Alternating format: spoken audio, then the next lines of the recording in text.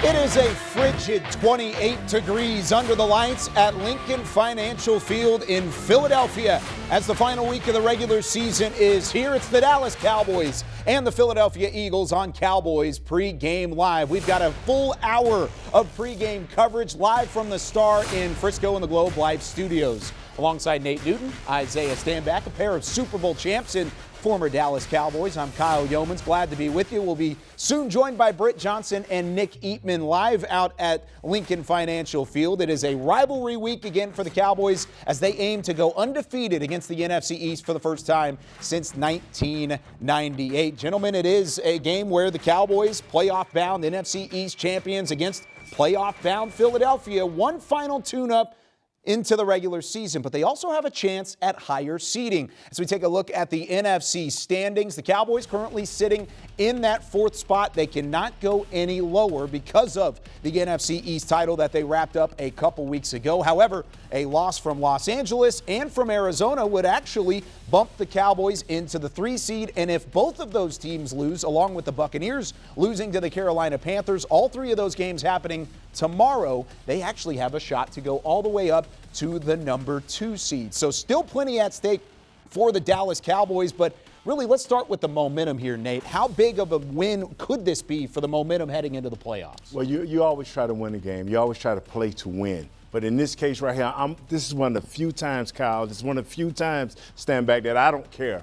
You're sitting at number 4, get prepared, save all of your players so you can get ready for next week, because we have not had a significant win. And let this significant win be our first playoff win. There you go. Nate, Dogg, I agree with you. You play this game to win, but you also live to fight another day. Right. And you're going to make sure that you have your guys that you need, your primetime players, healthy and ready to go, healthy and confident and ready to go into the playoffs. So just based off of what you guys answered, it's kind of what Cowboys Nation and the coaching staff are also thinking at the moment. You want to win this game. You want to have an opportunity to move up into that number 2 seed, but you also want to be healthy heading into the wild card round next week at AT&T Stadium. Speaking of health, there are some Cowboys unavailable today due to certain areas of the inactive list. Trayvon Diggs did not make the trip. Jalen Hurts, not only is he out with a hamstring, but he was also placed on the COVID-19 reserve list as of today. Tony Pollard didn't make the trip. Micah Parsons out for the first time in his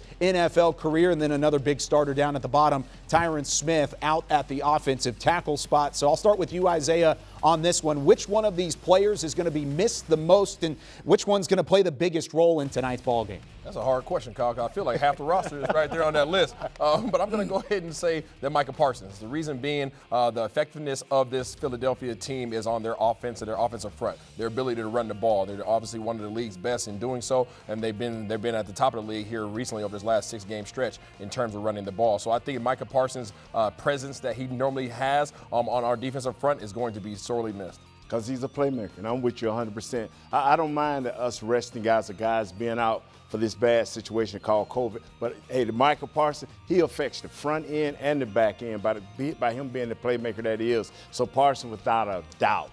And you also talk about the back end and the secondary missing Trayvon Diggs and Anthony Brown. Diggs missing an opportunity to break a single-season record for the Cowboys in interceptions. He will end his regular season with 11 picks, but also not having Anthony Brown back there, it might actually provide opportunities for some of the younger players in the secondary to step up. Who could see the most amount of time? Is it Kelvin Joseph, Nashawn Wright, and how big do they have to be today? You know what? I'm going with Joseph. He needs to play. He's one of our higher picks. He's a great asset. Kid has great skills when he came out of Kentucky. I want to see this kid play, and I want him to get every rep he can stand back. I think all these young guys need the reps. You know what I'm saying? It's a gift and a curse. It's unfortunate that we don't have some of these guys going to this game, but it's also a gift in the aspect that these young guys, Kelvin Joseph, who just recently started getting some reps on the defensive side of the ball, in addition to his special teams play, is going to now have these very, very important reps. Nashawn Wright, another guy who needs to get these reps in as well.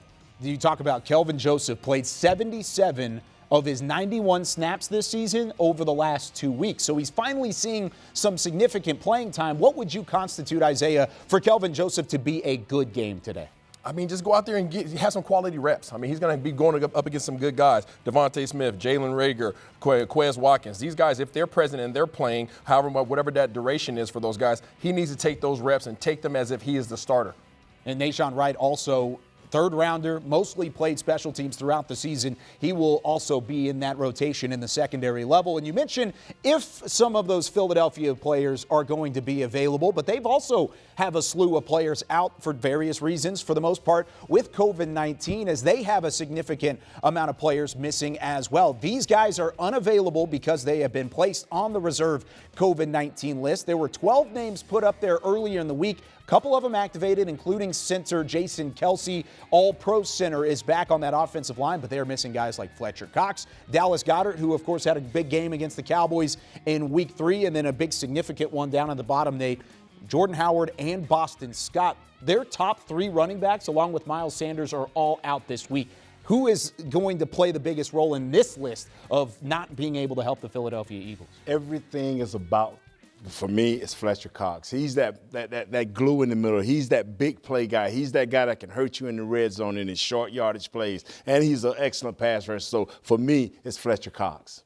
Yeah, it's hard for me to say. I mean, because right now, everything about their offense revolves around their ability to run the ball. So obviously they have Jalen Hurts, and they're going to utilize him in all kinds of RPOs and zone schemes. But he usually needs his running backs in order to do that. So being that he doesn't have those guys, I'm not sure what the effectiveness of their offense is going to be. But to your point, big Fletcher Cox is not there. Hargrave's going to have all the load they carry this game. Philadelphia is in a similar situation as the Dallas Cowboys are in the fact that they can move up to the 6th seed, but it's still a small chance to move up into a better position for the playoffs come next week. Let's go out to Lincoln Financial Field in Philadelphia, where in the cold stands Nick Eatman on the sideline. Nick, a late season game in Philadelphia is certainly familiar territory for the Dallas Cowboys, but how is this one being set up differently?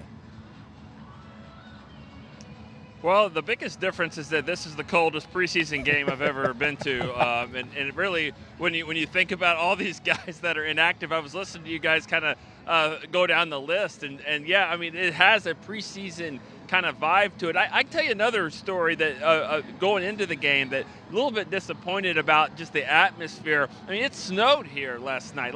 There's a few inches on the ground of snow, and the buses are coming in. Perfect opportunity for these Philly fans to throw some snowballs at the bus. Did they? No. And if they did, they whiffed and missed the bus. But I don't think they were throwing. This is not the same type of game rivalry. But you do have your diehards out here, because if you're out here for this one, then you definitely care about either team. Speaking of diehards, I mean, a lot of those snowballs sometimes would have batteries in it. I'm sure the two guys to my right would have plenty of stories surrounding traveling to Philadelphia and those snowballs. But let's talk about playing time from some of the starters. Dak Prescott expected to play the majority of the game, but is there any other news and notes off of the fact that Cowboys may be without some of their starters a significant amount through this ball game?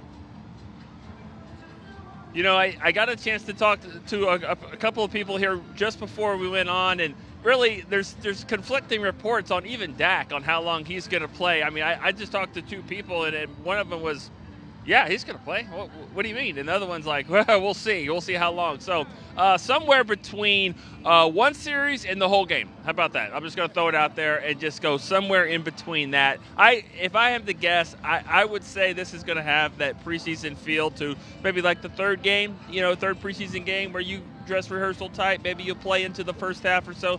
But I would be surprised if it's too much longer into that. We'll just see how the game goes. Dak, this is his 6th year. We've seen games where he's played the whole game a few years ago against the Giants, and it definitely benefited the Cowboys. They won the game. They won the next week in the playoffs. We've seen some where he's played just a few series here in Philadelphia. It was Tony Romo's last game with the Cowboys, and so different circumstances. And I think throughout the roster, it will be a case-by-case situation based off of what they have going on injury-wise, what they have depth-wise behind them. Mr. Nick at Night, good to see you, man. Question for you. You just saw the inactive list for the Dallas Cowboys. However, Philadelphia Eagles have all their stable of wide receivers at their disposal. How vulnerable is our secondary going into this game?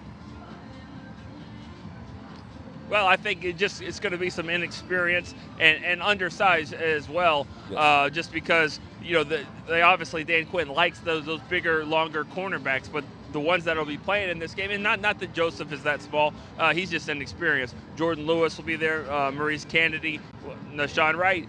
inexperienced, even though he's got the length that they're looking for. So it'll be, we'll see what happens. I don't know exactly how long Philadelphia's going to keep their starters in there. I think, like you guys said off the top, it's going to be a great opportunity for a guy like Kelvin Joseph, maybe even Nashawn Wright as well, to go into next season and just to have some game tape on, even though it may not be something that's the greatest offensive performance for either team. It's going to be good snaps here on week 18. Now, Dallas Cowboys Nation seems to be a little bit mixed in terms of whether or not they feel the need to win this ball game or, put the guys out there and expose them, obviously due to injury.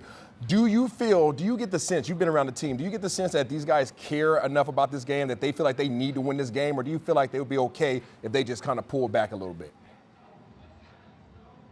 Well, to go back to your first thing, I think the mixed feelings from the fans is how much they hate Philadelphia. I mean, there's difference there. There's some that are like, yeah, we don't like them. Some that really hate it. Just like the same with Philadelphia. They hate Dallas. And so it doesn't matter what is going on in the line. They don't want to see that logo come out of here with a win. So that's where I think some of the mixed part is. But to answer your question realistically, I think we've seen both cases, and it's tough to answer. I mean, does momentum really carry over? Because if it did, why did the Cowboys play so bad last week after they'd won 4 in a row?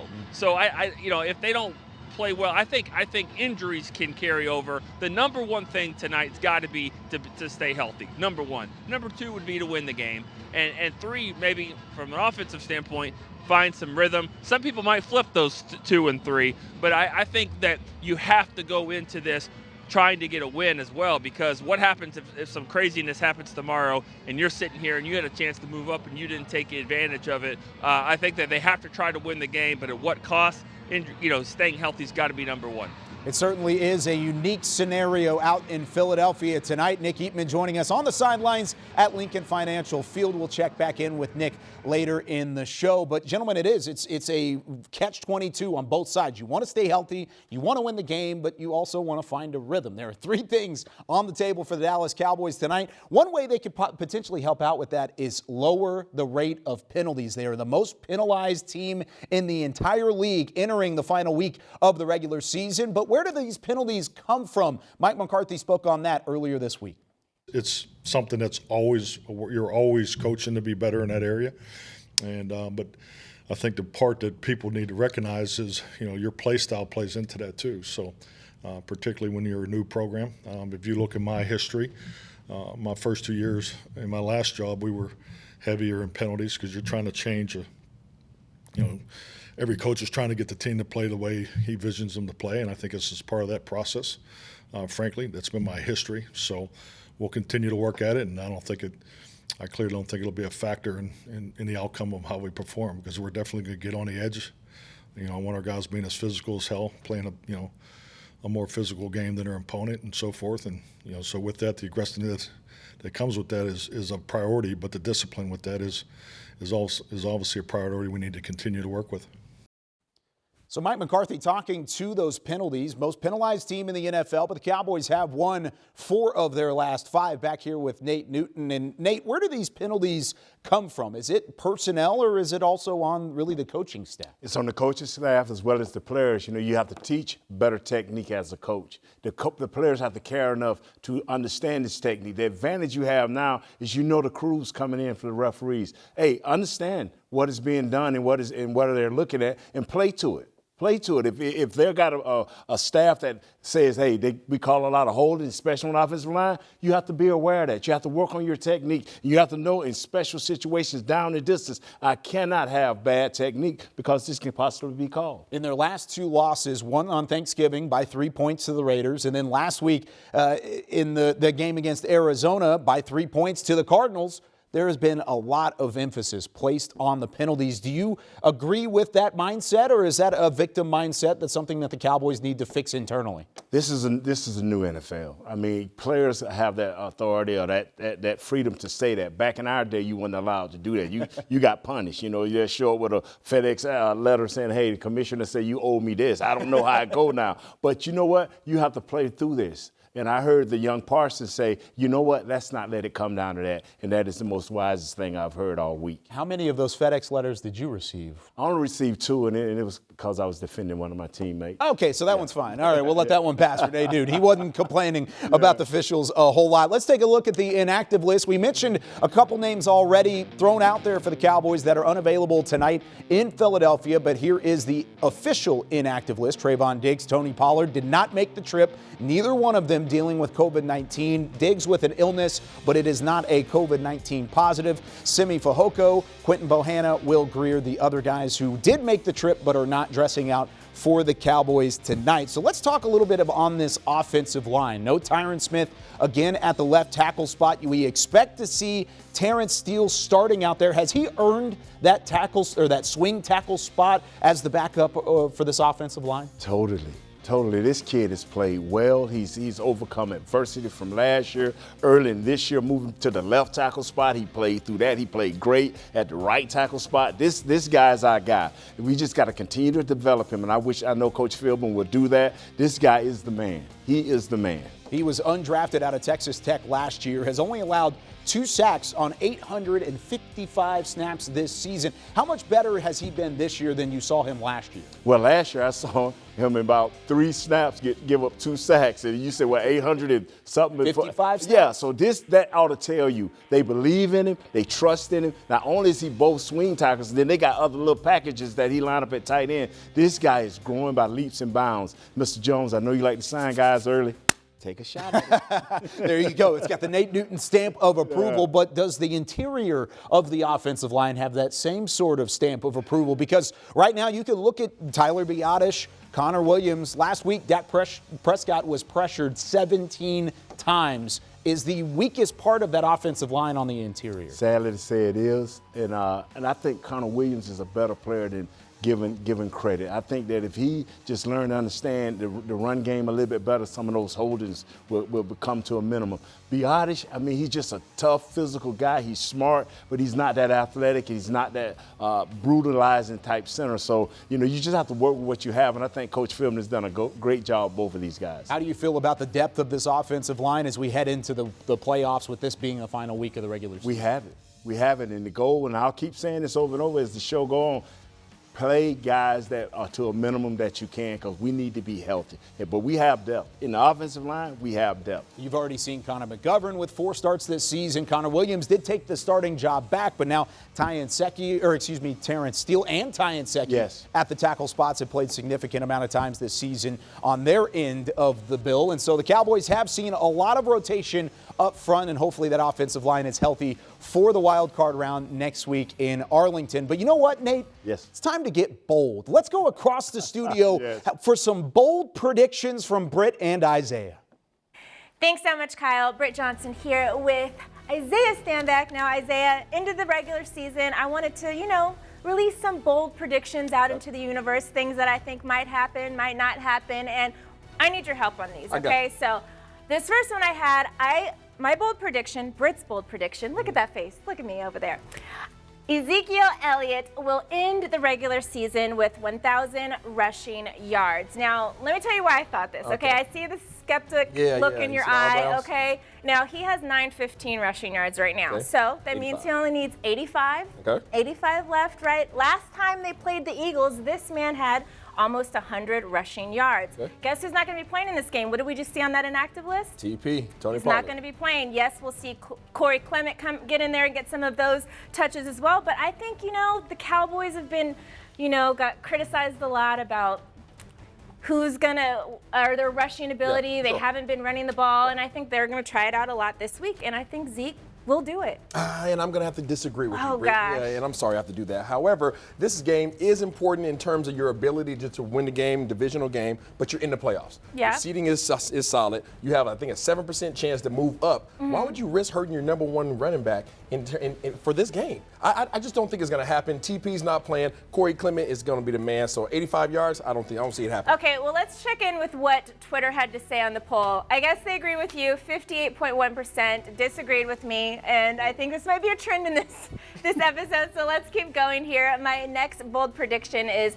the Dallas Cowboys will score 30-plus points versus the Philadelphia Eagles. Now, first of all, we lead the league in scoring. So to me, I think this is not a crazy, bold prediction. And I think it's going to happen just because I think we score more when the Cowboys are having fun. Gotcha. No pressure game. So I think they're going to have a lot of fun. Score some more points. What do you think? I don't see it happening again, Britt. I'm sorry, I have to disagree with you. And reason being, again, along the same lines, we don't have to play most of our main guys, and you don't want to risk that chance. I think that they'll come out hard and early, try to get some points on the board. As soon as they feel like they're confident with what they're putting on the field, I think they're going to pull back the reins a little bit. So I don't see them getting 30, maybe about 18. Okay, let's see what Twitter says. Again, they do not agree with Britt Johnson. All right, Isaiah's 2, I'm 0. Here we go. Next one and final one. The Dallas defense will have 3+ takeaways. Don't look at me crazy, Isaiah. I can see you out of the corner of my eye here. I know Trayvon Diggs is not going to be playing. I know Micah Parsons is not going to be playing. I know Donovan Wilson is not going to be playing. I get it. But we have a guy named Kelvin Joseph who's, in his rookie year. We haven't seen much of him except for on special teams and stuff like that. But let's not forget what he did when he was in college. In the SEC, he was second in interceptions. He had 4 in his final season. And I think he's ready. I feel like we've seen so many takeaways from so many different guys on this team. I feel like he's going to swoop in there, and this is his moment to shine, and he's going to shine. Okay, and I don't disagree with you in the sense of that Kelvin Jones is going to come in and shine. However, Philadelphia doesn't turn the ball over that much, and they're going to come in with a mindset of trying to run the ball. So unless you can go out there and punch some balls out and get the ball on the ground, I don't see us really creating 3 turnovers. Another guy, Jordan Lewis, had a touchdown, a pick 6 against the Eagles in week 3 for 59 yards. So they turned the ball over enough. All right, let's see what Twitter had to say. Again, 57. You know what, you guys? We're going to come back. We need to do like a final thing after the show and see which ones actually came through. He's 3-0 right now, but let's see what happens after this game. Back to you guys. Thanks so much, guys. And yeah, we will see whether or not some of those bold predictions will come true today against the Philadelphia Eagles. And some would probably say that it's bold for Dak Prescott to say that he still has confidence in the offensive side of the football despite the result the last couple weeks of the season. But that's exactly what he said to the media earlier in the week. Yeah, I mean, everything that we've put into this thing going back to, April or before then, honestly. Yeah, I mean, we've got a lot of work and a lot of things invested into this, and then obviously you take the losses and everything that we've encountered during the season. Those are all just learning experiences. And when you have the men that we have, the coaches, the group, the camaraderie, the brotherhood, the connection, you're going to have confidence. You're going to have confidence that we've got the right guy, we've got the right players to fix the problems, learn from our experiences, good or bad, and to move forward the right way. And that's as clear as I can make it. How are you seeing the game now? And when you've been in an offense as long as you have, is there ever a needle to thread as far as trying to make a perfect play versus just making a play? And does that factor in your thinking when you're looking at the coverage at all? I mean, obviously you want to make the right play. But yes, not all the time is the perfect play the right play. There's a lot of plays and opportunities for within one play for the ball to go. So. Yeah, I mean, I feel like I'm seeing it fine. I don't know if y'all differ. Doesn't really matter to me. We're continuing to get better and work, and that's the simple fact of it. So Dak Prescott talking about some of the confidence that he has on that side of the football, and he has career highs in completion percentage, up near 70%. Passing touchdowns, he's had 32 this season, but yet it just doesn't seem right with that offense, with Dak Prescott and company. So, Nate, I'll start with you. What do you need to see from Dak Prescott today to help your confidence level moving forward? All I want is his accuracy. If I can get some accuracy, I'm good. I mean, just get him a series or 2 and get him out of there because, as I'm going to continue to repeat, I need to see next week. We need to have a big victory there. I just need rhythm today, just a little rhythm. Well, my guy Nate needs one thing, and I'm going to go ahead and give you a list of 3, okay? My number 1, I need to see him as a quarterback, as a QB1. I need to see confidence in his operations. That's coming up to the line of scrimmage, getting protection set. And then secondly, I need to see clear communication. I need him to be able to come up, tell his offensive line exactly what to do, not second guess it, communicate to his wide receivers, and snap the ball, right? That plays in part in terms of his ability to operate efficiently. And then last, to Nate's point, ball location. There's a big difference between throwing the ball and making completion and putting the ball in a position where the receivers can actually get some yak yardage, and it's best scenario for them to be able to make something happen with the ball. How much could a lack of playing time for Dak throw a wrench into all three of those things? That's a long list of things that you might have to achieve in one half of play. Coming off the last game I think it's kind of a serious deal. I think him not getting enough playing time today can be detrimental to this entire team's ability to go off and win a playoff game. 21 of 26 was his stat line, 238 yards, 3 touchdowns against Philadelphia back in week 3. He's 6-3 as a starter all time against the Eagles, but he's going to have to play tonight without Michael Gallup for the rest of the season without Michael Gallup. Torn ACL against Arizona as we take a look at some of the guys he will be throwing the football to. Amari Cooper, CeeDee Lamb. These are not their season numbers. This is what they've done since week 11. And keep this in mind, CeeDee Lamb's up over 1,000 yards, so 700 plus of his yards have come before week 11. And by the way, neither one of these guys have had a 100-yard receiving game since week 8 of the season. So is it time, Nate, for Amari Cooper, for CeeDee Lamb to start opening things up for this offense? Definitely. I mean, when you have a guy like Amari Cooper, he's legit. He's the number one on anybody's team. He's a great route runner. He can go deep. He's got moves. He can run through things. And more importantly, he catches the ball with great consistency. We need to have this guy rolling. I totally agree. You need to get your playmakers the ball in their hands. I don't care how you do it. I don't care if you put these boys in the backfield. Get the ball in their hands, and one of the ways in which you can do that is quick screen plays. Get the ball, nice little flash screens, one-step slants. Let these guys get some yak yardage. You want to be able to have the big playability on this offense, and you need to get those DBs to respect those guys at the line of scrimmage. Have you been disappointed in the way they've been used over the last 4 or 5 weeks of the season? I've been disappointed all year the lack of use for Amari Cooper, and it's just started with CeeDee Lamb in the last 3 or 4 weeks. I don't know what we're waiting on, but we need to get a rhythm, and we need to get it quick with these two guys. I'm totally disappointed. I'm just like you, Nate. I don't know what's going on with Kellen Moore. We talked about earlier in the season how he was deep in his bag. Well, guess what? Santa's bag is empty, and he needs to go ahead and refill that thing. Got to go back to the North Pole and figure it out, right? Lamb leads the team in receiving yards and receptions, and then Amari Cooper leads them in touchdown receptions. Here's Amari on whether or not his goals have changed as we enter the last parts of the regular season because of the team's success and the way that he's been utilized. Yeah, obviously, you have personal goals like that, and I just really feel, or I really know that, if given the opportunity that I can lead the league in all categories. That's just how I feel about, my skill set that I've been blessed with.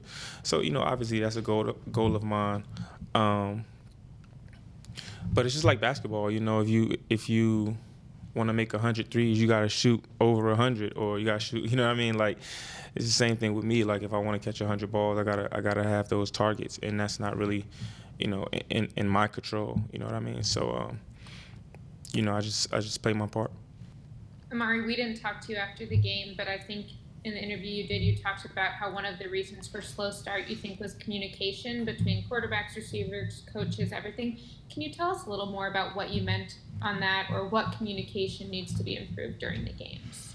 Communication is, of the utmost important in, all type of relationships, whether it be personal relationships, football, whatever you're a part of. And I was just alluding to the fact that, we need to have more communication about, things like the routes we like to run, getting on the same page, talking to Dak about how he likes to throw those routes. We need to hone in even more on it because we understand the opportunity we have right now.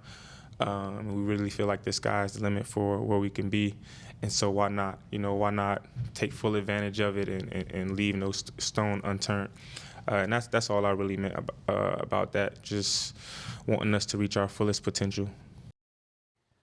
So now that we've heard from Amari Cooper, we've spoken on CeeDee Lamb, and without Michael Gallup in the fold, can Cedric Wilson step into that third spot in the wide receiving core? Isaiah, he's done a great job so far as we take a look at some of the career numbers. Yeah, he's been a great number 3 or number 4 guy for us. I think every time they've called his number, he's always stepped up, whether it been in short yardage situations or whether it's been obviously in a blocking scheme. But I think that this dude has the same playmaking ability as a Michael Gallup. They don't utilize him that way. I think if you put Michael Gallup in him next to each other and run a 40-yard dash, I'm pretty sure they'll be neck and neck. But the thing is, Michael Gallup gets the title of the deep threat. Right. They always utilize Cedric Wilson in terms of his yak yardage, running slant routes, catching it, and trying to turn it up to a big play. So hopefully he gets the opportunity today to line up and run by some guys.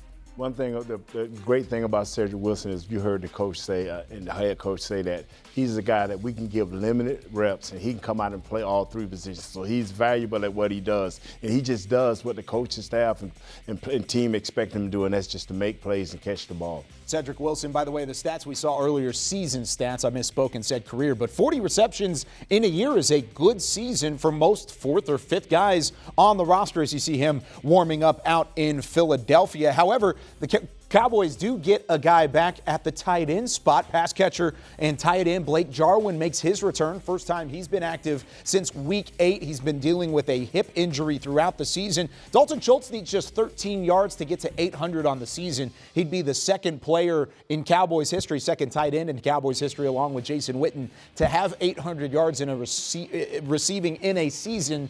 But Isaiah, what does Blake Jarwin add to the mix? Versatility.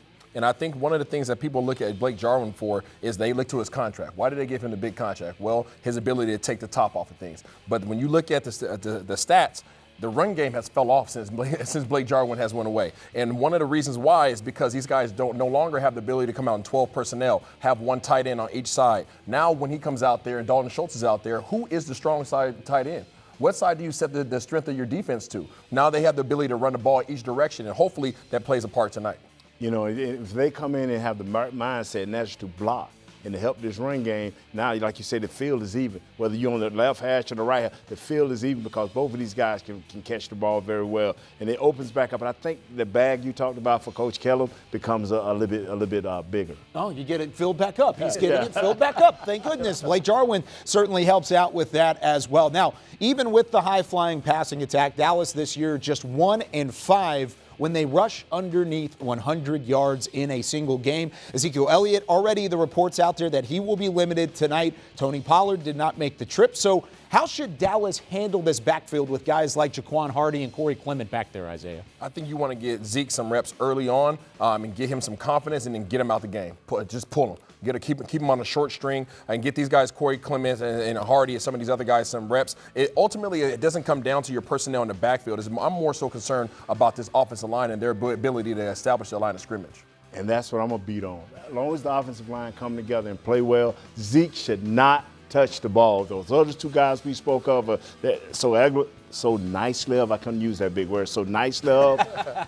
Let them run the ball. Run it 30 times, but Zeke should not touch it once. So you don't even want him touching the field? I think they should have left him at home. Wow. Yeah. So that's severe that you don't even want him on the field, not even on the team playing. That's right. Wow. Yeah. So, of course, he's been dealing with a knee issue. He's had the knee brace throughout the latter part of the season, so maybe Nate Newton's on to something. However, Zeke did make the trip, and he's expected to see a little bit of playing time throughout this one against Philadelphia. Here's what he had to say, though, early in the week about the goals still there for the ground game against the Eagles. I just want to see us be efficient. I want to see us, go out there, dominate the line of scrimmage.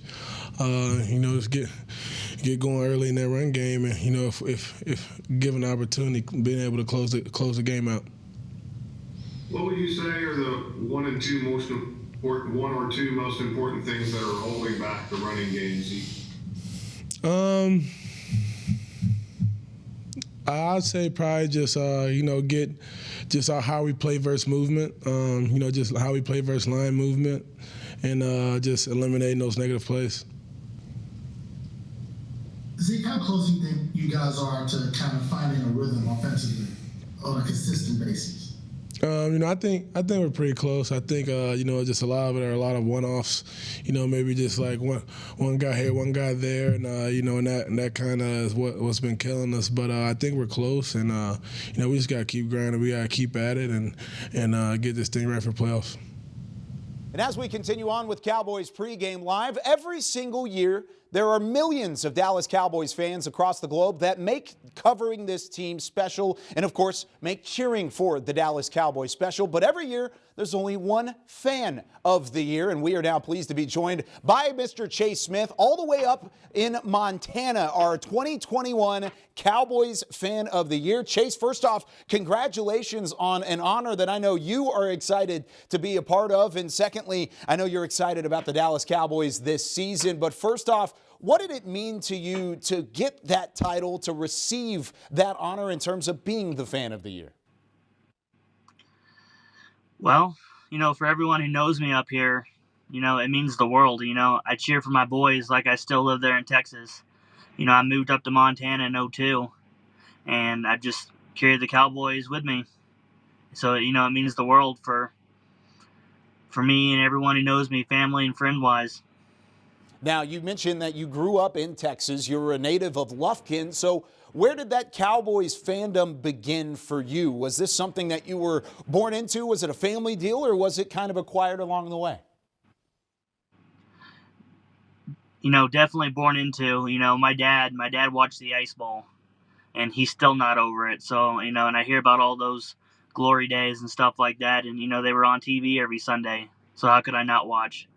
And you, of course, blossomed into what is now the Cowboys Fan of the Year. Now, Chase, you were given this opportunity to come down to Dallas and to be a part of a special day. You got to go to the Cowboys-Giants game. You got to meet a number of different Dallas Cowboys alumni. What was that experience for you like, and what was your favorite part? Well, definitely my favorite part was walking into the stadium because I got to take my father-in-law, who's a lifelong Cowboys fan from Montana, never been to a game in his life. And then we were going to go to the game before I won this contest. And then, we had to get refunds on everything, which was fine but it's a dream come true for him. But that was my favorite part, was watching his reaction to it. And then meeting the players at the Star was awesome. And then getting to meet Drew Pearson because he happened to be in the restaurant was, the cherry on top. What is your expectation as the Fan of the Year for this Cowboys team moving forward? My expectation is I want to get out of that divisional round and get to that NFC Championship. It all starts and ends with Dak Prescott. And I love the guy. It's time to earn that paycheck, buddy. Let's see those touchdowns. I love it. That's some top-notch analysis. Barry, Isaiah, be on the lookout because Chase is coming for your job. Now, one last question before we let you go. What would be your message to Cowboys Nation as everybody gets ready to prepare for this playoff run? Because you're the Fan of the Year. You've got to lead the charge here. Take a deep breath, relax, and cheer for those Cowboys. So there he goes, Chase Smith, Fan of the Year for the Dallas Cowboys. Now let's hear from the rest of Cowboys Nation through Britt Johnson. Britt? Thanks so much, Kyle. Now, we have heard so much from Cowboys Nation. Should the Cowboys play their starters? Should they sit them? Well, we're going to get into it in Twitter because we have so many different ideas about what this game should look like, what it means. Let's go to this first one from Marcus. He says, "Hey, Dallas Cowboys, I know this game tonight is pretty much meaningless as far as playoff seeding, but if y'all could just go ahead and beat the crap out of Philly anyway, that would be cool." Yes, we are in this divisional game, so it really doesn't matter if it matters to the grand scheme of things. We got to beat the Eagles, right? Troy says, "Dallas Cowboys, is it even worth risking injuries for this? At this point, there's little to gain, but a lot to lose." I don't know. Well, we shall see in this game. Hopefully none of our guys that are playing will get injured tonight. The next one says, "The Dallas Cowboys do not have to win their game tonight versus Philadelphia, technically, but it just feels like if they lose tonight, they will be a one and done in the playoffs. A convincing win tonight and watch out." Yes, the momentum is definitely important going into the playoffs, but we do have to be careful, like the injuries, like we saw before. And then this next one says, "Last regular season game. Let's go out with a W and start this Super Bowl run on a good note. Hashtag Dallas Cowboys." And finally, our last one we have here is, "I don't expect a win tonight. I expect a glorified preseason game. vanilla offense, guys not going hard to avoid injury. Since we're already in, I think Kellen is going to open up that playbook for the tournament. Let's see. Yes, we will be seeing some guys that we don't see too often play in this game tonight. So let's see what we have. Let's see how deep our roster actually goes. Thank you, Twitter, for those amazing tweets this week. Back to you guys. Thank you very much, Britt. And of course, while the Cowboys are being tested in terms of their depth, they will also be tested on the Philadelphia side of things as well. This is Jalen Hurts, the proposed starting quarterback for the Philadelphia Eagles. He was supposed to be active today. This is the numbers that he's had throughout this season, and one of just 2 quarterbacks all time with 10 rushing touchdowns and over 750 rushing yards, joining Kyler Murray, who the Cowboys saw last week. They had some trouble with that dual threat ability. They're not going to see Jalen Hurts this week. Breaking news out of Philadelphia, he is inactive for the ball game, and now Gardner Minshew will start at quarterback for the Eagles. So definitely a curveball thrown to the Cowboys this week, and it kind of shows the thought process with the Eagles, as we mentioned earlier, in a very similar place as the Cowboys are as well. So what is your thought process now if you're the Cowboys facing the Eagles without Jalen Hurts? Well, this just turned into a preseason game. That's exactly what this has turned into. They're missing their starting quarterback, their starting tight end, and their 3 most productive running backs. I don't know what else. And Fletcher Cox. And Fletcher Cox. Obviously, they're taking the day off. I agree 100%. They're taking the day off. But you know what? Be careful. The quarterback can throw a little bit. So. That's my next question. Gardner Minshew is not your normal backup quarterback, arguably one of the better backups in the league. He started with Jacksonville the last couple of seasons, made the move to Philadelphia this year. What kind of challenges does he present? Gardner Minshew is probably one of the greatest fighters in this league, whether starting quarterback or not. This dude's going to fight to tooth and nail. So whoever is playing on our defensive side of the ball, better bring their A game, because this dude is going to go out here and he's looking to increase his resume today. Mega dittos. Mega dittos. That's a good way to put it. You see Gardner Minshew wearing the number 10 in the green, right in the middle of that huddle. You mentioned him being a fighter. He's 1-0 as a starter for Philadelphia this season. Filled in earlier as Jalen Hurts has been battling an ankle issue throughout the season. That is what he is officially listed on the inactive list with, is a quote-unquote ankle. So we were going to ask, how has he grown since the last time you've seen him back in week 3? But now let's move into this running game for the Philadelphia Eagles without Miles Sanders, without Boston Scott, Jordan Howard not available as well. How do they still challenge this Dallas front 7, Isaiah, even without 3 of their top guys? Kenneth Gainwell expected to see the majority of the workload. Well, Kenneth Gainwell is going to have to gain yardage in a more traditional form, rather than how they would have approached the game if Jalen Hurts was in the game. When Jalen's playing, they're running a lot of IPOs. They're running a lot of bootlegs. These guys are running a lot of zone reads. I don't foresee that being the case with Minshew. I think they're going to be seeing more traditional, line it up, zone schemes, and power eye. You know what? Run the ball all you want, it won't work. I mean, you don't have those 3 guys. You don't have Jalen. Jalen is everything. Jalen Hurts is everything. He is their run game with those 3 guys that are missing. So the run game should be virtually nil tonight. One of the things about Kenneth Gainwell, rookie out of Memphis, played both the running back position and the wide receiver position while he was at Memphis. He was basically Tony Pollard after Tony Pollard. Okay. So he was in that mix as a guy who they could use in a multitude of different ways. They did elevate a couple different players from the running back position as well, but they still expect to see Jalen Reagor, Devontae Smith, couple very talented wide receivers in that passing game. With that being said, do you expect them to keep it on the ground more or let Gardner Minshew actually unleash the arm? I think they're going to try to do both. I think obviously they want to get Gardner some reps, some opportunities, because they are going to a playoff game. And if they do lose Jalen Hurts for any reason next week, they obviously want to know that they have confidence with their backup quarterback. Virtually, the offensive line is intact, and that's a big part of their running game. So they'll be able to run the ball. How good, I don't know, but they're going to throw the ball. They're going to definitely throw the ball with this new quarterback. And Jason Kelce activated off of the COVID list in the middle of the week. That is a big get for that offensive line.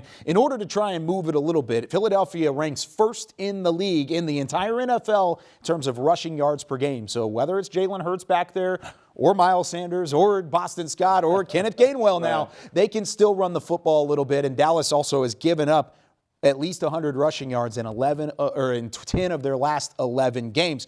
One of the guys trying to slow down that sort of trend is Randy Gregory. Here's what he had to say about the confidence level of that defense heading into the final week of the regular season. I do. I feel very confident where we're at, where we're headed. There's stuff that we're always working on day to day, week to week.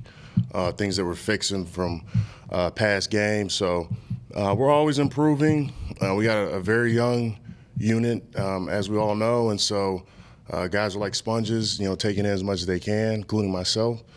And we have a great opportunity ahead of us with the playoffs, and we have our head down and we're working hard, and fully expect us to be ready when the time comes. Randy, takeaways have been the identity of this defense. What has to happen for this defense to dictate or win a game when you don't get takeaways? I think we just have to find different ways as far as impacting the game. As far as at least on the D line, you saw last game we only had 1 sack, and I think that plays into plays down the field, interceptions, fumbles, things like that. And we take pride in saying that, the defense is going to go as far as our D-line goes. That's how we feel like in the room. And I don't know. I don't really know how to answer your question as far as what needs to be done if we don't get takeaways. We expect to get takeaways every game we go in. And when we don't, we have to dig a little bit deeper and figure out a way to come out on top. And we will, I think we have a good unit, a special group of guys that can make a lot of different plays, and we'll have to find that way here in the playoffs.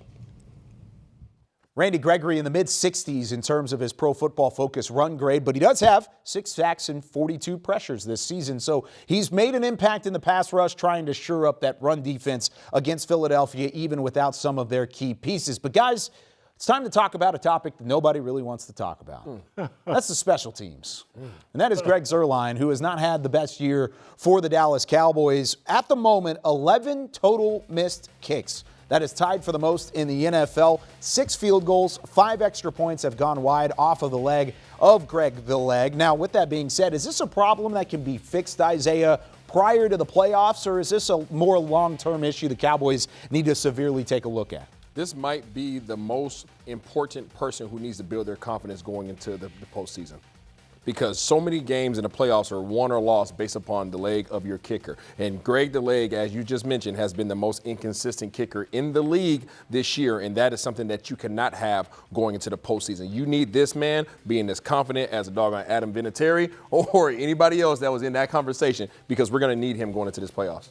50 yards and extra points have to be made for what Isaiah just said. This is the big 3 points, 1 point. How many games are played? I mean, even if it's just score 30, 40 points a game, it still come down to 3 points or to 1 point. He cannot miss anything within 50 yards or any extra points. Yeah, he's got to be pretty much automatic, especially in the playoffs. You're going to have some cold weather outdoor games, one of those tonight, that you get a chance to kind of practice that a little bit, and Greg the Leg will certainly try to get back on track. It's not a secret that he's been struggling. John Fossil had the answer to it this week, saying maybe his back surgery that he had in the offseason plays a factor into it. I see you don't really like that answer a whole lot, Isaiah. But Stephen Jones, Jerry Jones, both mentioning it in their calls throughout the week as well. It is something the Cowboys need to fix on the special teams unit, and it'll be addressed as they go into the playoffs and, of course, after the season is over with as well. Speaking of Stephen Jones, he's now on the sideline out at Lincoln Financial Field with our very own Nick Eatman. Thank you, Kyle. And once again, joined by Stephen Jones, Cowboys Chief Operating Officer. And the bundled up over here, you don't have the hat on, but definitely a cold one here for the last regular season game of the season. Well, that's what on-the-road football's like in the NFC East late in the year. It is football weather for sure, and know our guys are fired up about it. Just left the locker room. Anytime you play a divisional opponent on the road, you know it's going to be a good one, and know our guys are really looking forward to it. Well, we looked at the inactive list, and from the Eagles side, that they definitely have a lot of names that we know that are inactive. Cowboys had some that we already knew from a COVID standpoint. Where does it stand as far as you expecting this thing, like you said earlier this week? You expected these guys to play the most of the game? Absolutely. We're trying to get get some good momentum here, get some good continuity, go out and execute and play well and win this football game. How sick would you be if you didn't do that and then some things fell your way tomorrow? Absolutely. Yeah. Well, that's why we got to get with it. I mean, there's you never know when things are going to fall your way. I know last week a couple of those teams were one play away from losing, and so we just got to go out and take care of our business. I think it'll be good for for our team, for our players to go into the playoffs with momentum. We just got to go out and execute. I know they pay their guys too. They're going to be out there to win.